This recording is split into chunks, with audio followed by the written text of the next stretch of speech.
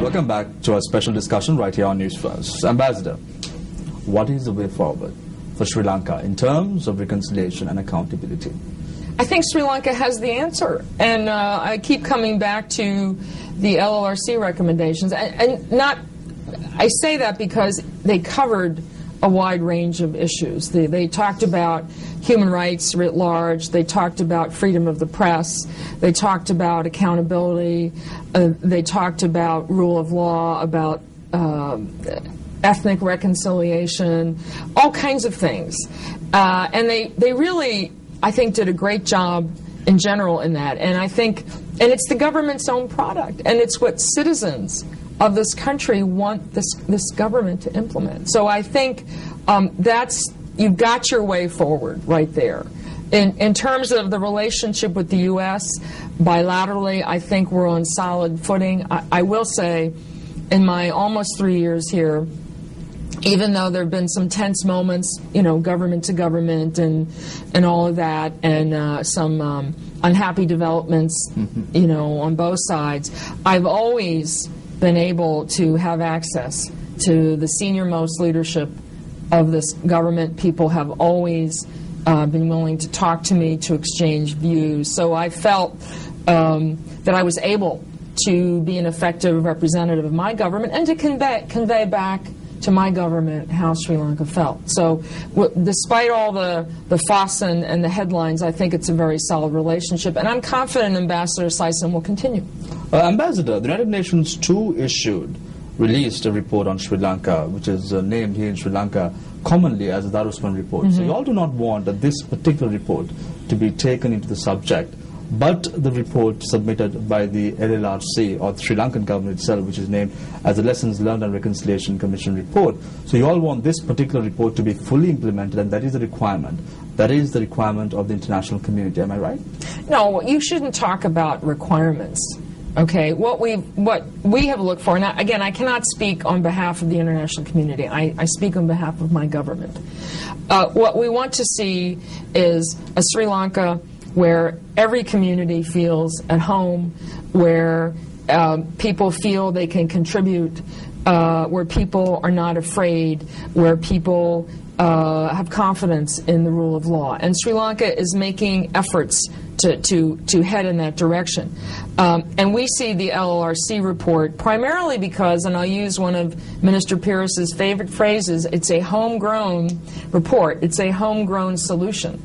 It's there. I have said, and we continue to believe, that it falls short on accountability, but if all the other recommendations were implemented, you'd be a long ways to the kind of society where everybody would feel part of it and contributing. 3 years, almost 3 years, Ambassador here in Sri Lanka, tough times right after the end of the conflict. And now again, the U.S. is on the spotlight as far as the Sri Lankan government is concerned. How has it been for you over the last 3 years? I never like to be bored. And you've saved me from being bored.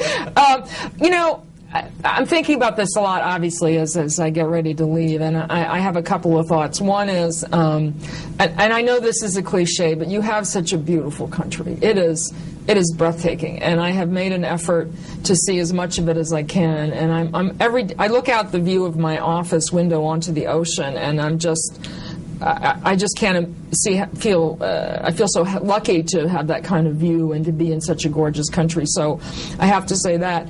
A second point is that this is a very complicated country. You have a very complex society, and it's almost impossible for an outsider to appreciate that until they're on the ground. And I'm still learning nuances of all kinds of elements, that how the different ethnic and religious communities interact, and the history that stretches back thousands of years, the relationship with the neighbors, all of that plays into it. And so it takes a while to sort through that. And sometimes that means that our solutions may sound simplistic, and I know Sri Lankans say, well, they don't understand this, or she doesn't get that. And sometimes that's true. But you really have to be here to try to sort through this. The third thing I would say, and this is my strongest impression, is that I have met such incredibly committed, talented people in Sri Lanka in all walks of life, all communities, all religions, that very little sometimes to do with the government or with the political class, but they all have a vision of what Sri Lanka should be and could be, and they're working toward it on their own. I mean, you know, some of them get assistance from us, others don't. I've met young Air Force, Army, Navy officers, you know, whom we send for training to the U.S., and they come back enthused and ready to work for their country. I've met journalists who, at the risk of their lives sometimes, want to get the truth out. I've met NGOs who are just working quietly, hoping not to draw too much attention, and just trying to make a better society. I've met doctors, you know, physicians here who can make a good salary, who are committed to helping the poor. And, you know, I want to say that the diaspora, and there's more than just the Tamil diaspora, there's a Sinhalese diaspora, and representatives of those communities are also working here. And they're working together. And they don't get publicity, they don't look for it, but they're all trying. They're all trying to make this a better place to live. It sounds corny, but that's what I'll take with me, that you've got all the talent you need here. You just need the political will to let that talent be utilized. Where would you be assigned, Ambassador? I'm going after 14 years overseas. I've been out 14 years. They were threatening to take my passport. No, that's a joke. I'm going to go back to our training institute in Washington and be one of the deans for training. And I'll be there for at least 2 years. But I will, this is a warning, I will always keep my eye on Sri Lanka. Okay. Ambassador, what message are you going to take back home, back to the United States? 3 years of experience in Sri Lanka. What message are you going to take back home? I think I'm going to say that despite the difficulties, despite the arguments, the disagreements, our investment, and I don't mean this necessarily in financial terms, and our interest in Sri Lanka is worth it.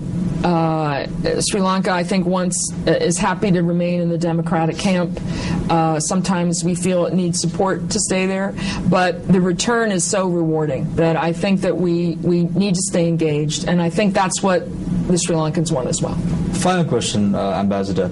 If there is a shift in government following the November 6th presidential election, let's say a Republican is elected as a president of your country, I want to know, will there be a shift, a drastic change in foreign policy in your country?